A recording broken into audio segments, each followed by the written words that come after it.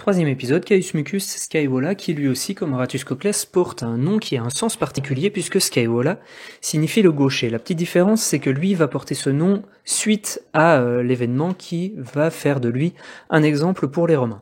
Alors on est toujours dans cette guerre entre Rome et l'Étrurie. Rome est quand même très très mal parti et ils sont malmenés par les stratégies gagnantes du roi étrusque qui s'appelle Porséna. Il y a beaucoup de jeunes gens à Rome qui se disent que la seule solution pour que Rome remporte cette guerre, c'est d'éliminer Porséna. Parmi ces jeunes gens, il y a donc ce Caius Mucus Scaevola, qui va se lancer dans une entreprise assez risquée, c'est-à-dire qu'il va s'introduire dans le camp des Étrusques. Alors, il n'y a pas tellement de précision sur le comment, il n'y a plus le pont Sulpicius, donc comment est-ce qu'ils arrivent à sortir de la ville pour aller jusque là-bas.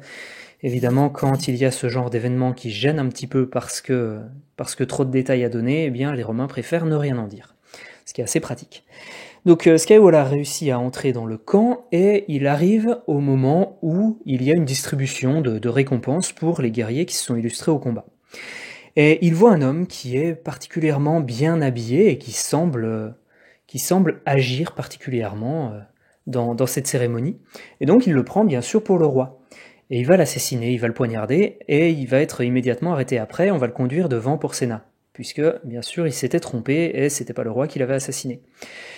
Quand il comprend ça, il réussit à se dégager de la poigne de ceux qui le maintenaient prisonnier, et il va s'approcher d'un feu, d'un brasero qui était là pour réchauffer un petit peu l'ambiance, et il va lui-même se condamner, déclarer qu'il se condamne lui-même, et il va tendre sa main droite dans le feu.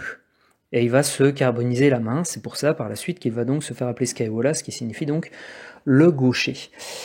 Alors, pourquoi est-ce qu'il fait ça? Sans doute pas simplement pour le sentiment de culpabilité, mais aussi pour prouver aux Étrusques, et donc au roi Porséna, que les Romains sont d'un courage particulier, qu'ils ne reculent devant rien pour garantir la sauvegarde de Rome.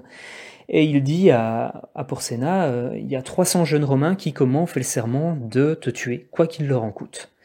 Porséna va être particulièrement impressionné de ça, il va lui rendre sa liberté, et il va lever le siège de Rome, siège qu'il était pourtant pas très loin de gagner. Alors il va pas le faire à n'importe quelle condition, il va quand même demander à ce que Rome lui livre des otages pour qu'il les ramène en Étrurie. Comme ça, si Rome fait quoi que ce soit contre eux, eh bien on exécuterait les otages. C'est quelque chose de très fréquent dans les guerres que Rome va mener durant une bonne partie de son histoire, en tout cas une bonne partie de l'histoire de la République.